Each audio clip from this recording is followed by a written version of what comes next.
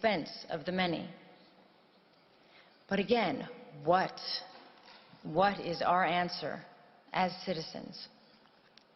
Do we withdraw from the world where before we felt a responsibility to be part of the solutions? I am a proud American, and I am an internationalist. I believe anyone committed to human rights is. It means seeing the world with a sense of fairness and humility and recognizing our own humanity in the struggles of others. It stems from a love of one's country, but not at the expense of others. From patriotism, but not from narrow nationalism. It includes the view that success isn't being greater than others, but finding your place in a world where others succeed too. And that a strong nation, like a strong person, helps others to rise up and be independent. It is the spirit that made possible the creation of the UN. Out of the rubble and ruin and 60 million dead of World War II, so that even before the task of defeating Nazism was complete, that generation of wartime leaders was forging the UN. If governments and leaders are not keeping the flame of internationalism alive, then as citizens, we must. The challenge is how to restore that sense of balance and hopefulness in our countries, while not sacrificing all we have learned about the value and necessity of internationalism.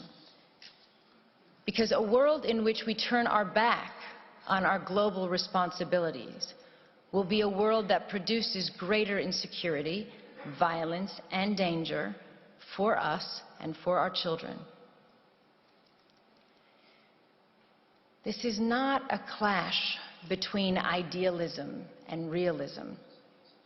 It is the recognition that there is no shortcut to peace and security, no substitute for the long, painstaking effort to end conflicts, expand human rights, and strengthen the rule of law.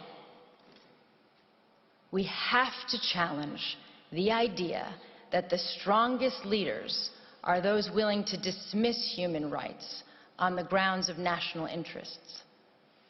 The strongest leaders are those who are capable of doing both.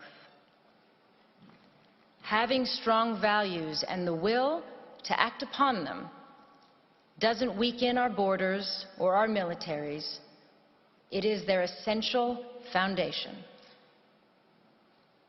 And none of this is to say that the UN is perfect, because of course we know it is not. I have never met a field officer who has not railed against the shortcomings, as I imagine Sergio did in his darkest moments. And he, like all of us, wanted a UN that was more decisive, less bureaucratic, and that lived up to its standards.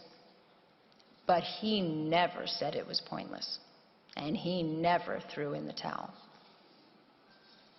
The UN is an imperfect organization because we are imperfect. It is not separate from us. Our decisions, particularly those made by the Security Council, have played a part in creating the landscape that we are dealing with today. We should always remember why the UN was formed and what it is for, and take that responsibility very seriously. We have to recognize the damage we do when we undermine the UN or use it selectively or not at all, or when we rely on aid to do the job of diplomacy, or give the UN impossible tasks and then underfund it. For example, today, there is not a single humanitarian appeal anywhere in the world that is funded even by half of what is required.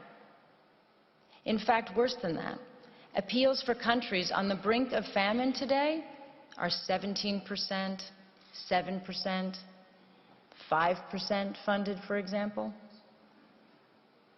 And of course, emergency aid is not the long-term answer. No one prefers that kind of aid, not citizens of donor countries, not government, not refugees. They do not want to be dependent. It would be far better to be able to invest all of our funds in infrastructure and schools and trade and enterprises. But let's be clear, emergency aid has to continue because many states cannot or will not protect the rights of citizens around the world. It is what we spend in countries where we have no diplomacy or our diplomacy is not working. And until we do better at preventing and reducing conflict, we are doomed to be in a cycle of having to help feed or shelter people when societies collapse. As another legendary UN leader who was also killed in the line of duty, Dag Hammarskjöld, said, "Everything will be all right." You know when? When people, just people, stop thinking of the United Nations as a weird Picasso abstraction and see it as a drawing they make themselves. The UN can only change if governments change their policies, and if we, as citizens, ask governments to do that. It is moving if you think about it. We are the future generations envisioned in the UN Charter.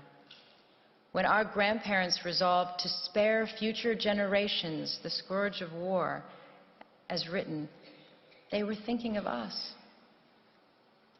But as well as dreaming for our safety, they also left us a responsibility. President Roosevelt, addressing the U.S. Congress in January 1945, 6 months before the end of World War II, said this: "In the field of foreign policy, we promise to stand together with the United Nations, not for the war alone, but for the victory for which the war was fought." And he went on, "The firm foundation can be built and will be built, but the continuance and assurance of a living peace in the long run must be the work of the people themselves." So today we have to ask ourselves if we are living up to that mission. They gave us the start. What have we done with it? It is clear to me that we have made huge strides, but our agreements and institutions are only as strong as our will to uphold them. If we do not, for whatever reason, we bequeath a darker, more unstable world to all of those who come after us. It is not for this that previous generations shed blood and worked so hard on behalf of all of us. The memory of those who came before us holds us true to our ideals. Resting, unchanged in time, they remind us who we are and what we stand for. They give us hope to stay in the fight, as Sergio did until his last breath.